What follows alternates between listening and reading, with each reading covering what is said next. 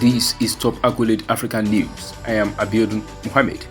The Ethiopian government and Tigrayan forces have established a telephone hotline to help maintain a ceasefire struck last week, and both sides met in Kenya on Monday for a new round of talks on implementing the truce.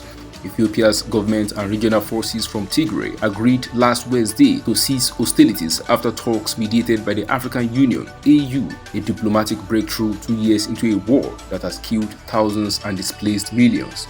The truce has raised hopes humanitarian aid can start moving back into a region where hundreds of thousands face famine. Representatives of Ethiopia's military and government and forces from Tigray are in the Kenyan capital, Nairobi, to discuss how to begin implementing the ceasefire, with the talks set to last 3 or 4 days. According to an official familiar with the talks, the hotline will address any flare-up in fighting and coordinate disengagement, with both sides recognizing, in quote, the challenge of fully communicating with all their units to stop fighting.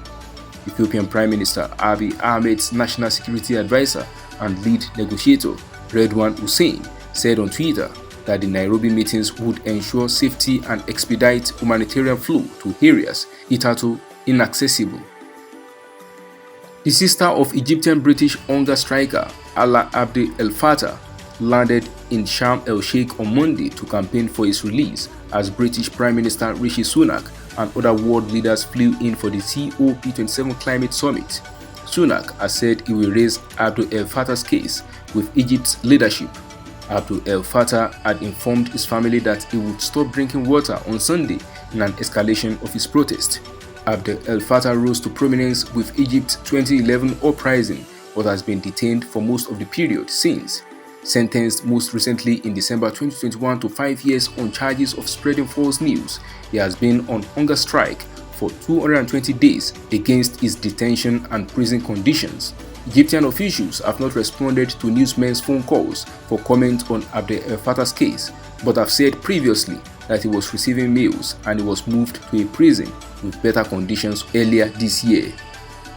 United Nations Secretary General Antonio Guterres told countries gathered at the start of the COP27 summit in Egypt on Monday that they face a stark choice: work together now to cut emissions or condemn future generations to climate catastrophe.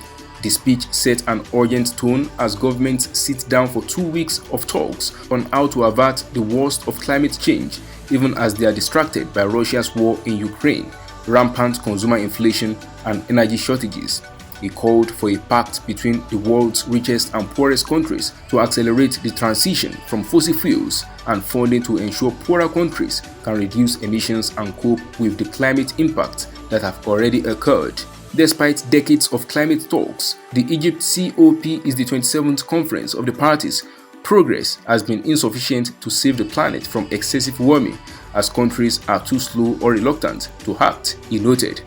Former US President Al Gore, also speaking at the event, said global leaders have a credibility problem when it comes to climate change. He criticized developed nations' ongoing pursuit of gas resources in Africa, which he described as fossil fuel colonialism. Families of the 70 Gambian children who died of acute kidney injury (AKI), allegedly linked to consuming Indian-made cough syrups, have rejected a compensation offer from the government. The Ministry of Gender had offered $20,000 to be shared among the families. Ebrima Sanyang, the chairperson of the grieving families, said the money was an insult to the victims. He said that accepting the money would mean that they were not fighting for justice. The families want the State Medicine Control Agency to withdraw its initial claim that the children had died in flood waters and not from faulty medicine. They also want the agency to be barred from investigations called for by the president. In October, the World Health Organization (WHO) issued a global alert over 4 brands of cough syrups, saying they could be linked to acute kidney damage, following reports from the Gambia of children diagnosed with serious kidney problems. The sequel to the 2018 Black Panther film held its Africa premiere in Lagos, Nigeria over the weekend. In attendance were the film's director and co-writer Ryan Coogler, Lupita Nyong'o, Daniel Gurira, Letitia Wright and Winston Duke, and Tenok Ueta-Mejia, the film's antagonist. The film tells of the Wakanda's fight to protect their nation from intervening world powers and a new formidable threat in the wake of King T'Challa's death. The soundtrack album Black Panther Wakanda Forever was released on 4th November by Rock Nation Records, Def Jam Recordings, and Hollywood Records. It features a host of Nigerian artists including Burna Boy, CK, Fireboy DML, Rema, Tems, Toby Nwigwe, and Fat Nwigwe, as well as other African acts. That is the size of top accolade African news. You can follow us on our social media platforms as displayed on your screen. Happy New Week!